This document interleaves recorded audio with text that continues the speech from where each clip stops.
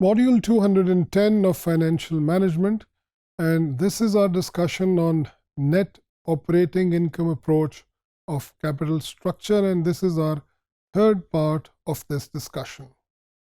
In net operating income approach, we have discussed that the capital structure does not affect the value of a firm, and the arguments which are given by the proponents of net operating income approach are different from that of the traditional approach.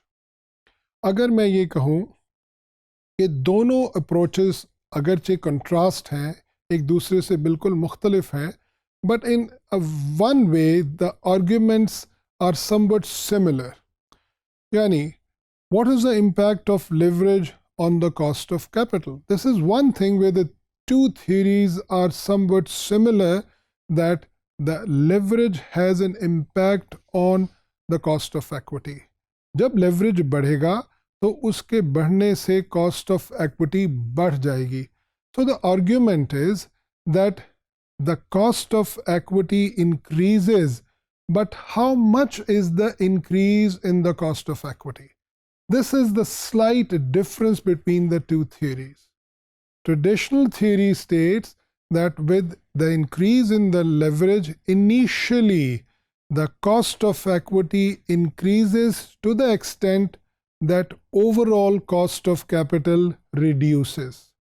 And this keeps on reducing until a point which is the saturation point, and after which the overall cost of capital starts increasing because the shareholders enhance or increase their required rate of return to a great extent, increasing the overall cost of capital.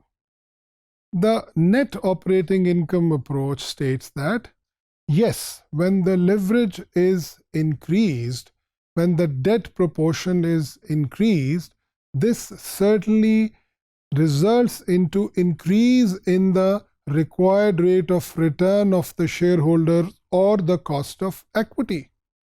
But this increase in the cost of equity is exactly the same which keeps the overall cost of capital the same.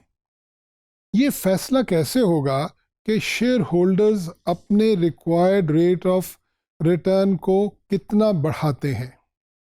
This is something which is related to what we call the behavioral finance or the behavioral aspect of the shareholders. यानी इस बात को test करने के लिए हमें ये देखना होगा एक्सपेरिमेंट करके कि अगर हम एक फर्म के लेवरेज या उसके कैपिटल स्ट्रक्चर को तब्दील करते हैं तो तब्दील करने से ओवरऑल कॉस्ट ऑफ कैपिटल में क्या तब्दीली आती है. But when we actually try to apply or implement this theory, there are many other factors which actually affect the cost of capital or the market price of the debt and equity, and hence the value of the firm. And these external factors, which may be the political factors, the economic factors, the social factors, the international changes in the world, all these factors have somehow an effect and impact on a particular business which is being carried out in a particular economy or in a country. So that means it is impossible to say that keeping everything else constant, we just see the effect of leverage. एक ही वक्त में value of firm या market price आप कहिए या required rate of return के ऊपर जो इम्पैक्ट है वो बहुत से फैक्टर्स का आ रहा होता है, जिनका कुछ चीज़ों का मैंने यहाँ पर नाम लिया. So it is not possible for us to conduct an experiment where we keep the economy, the politics, the society, the inflow of cash from other countries, all these things constant, and see that the impact of only the capital structure change.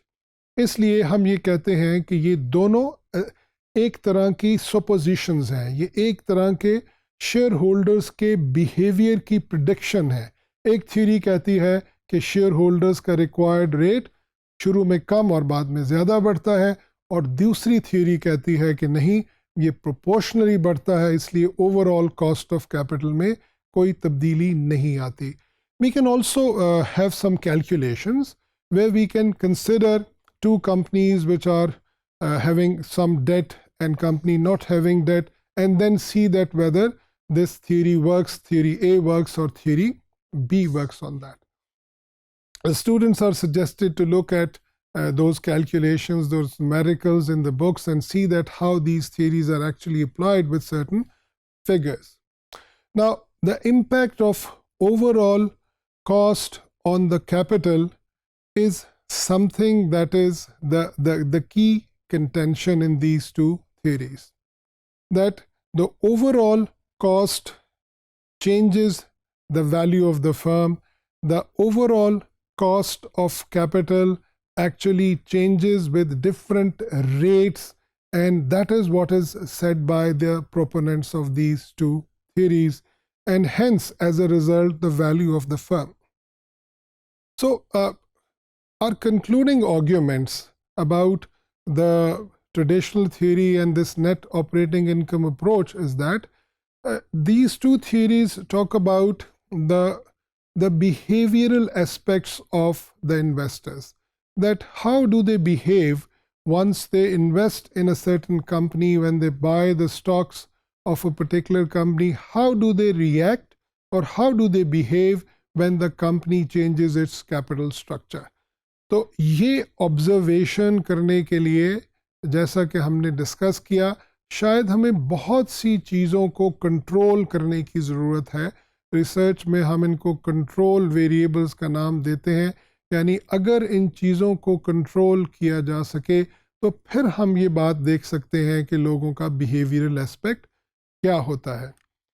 Having said this, again, the behavioral, the aspects of shareholders or investors, again also changes with time. Again, it also changes from place to place.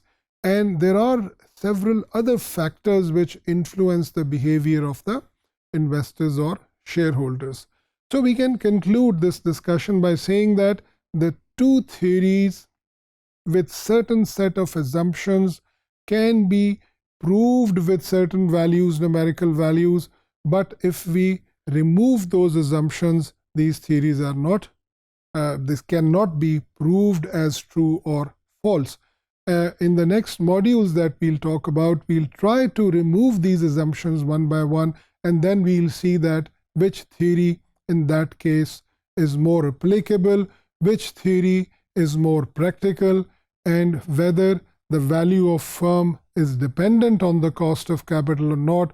If we have got corporate taxes, if we have got corporate taxes, then leverage would work or not, as the traditional theory says, or the net operating income approach states.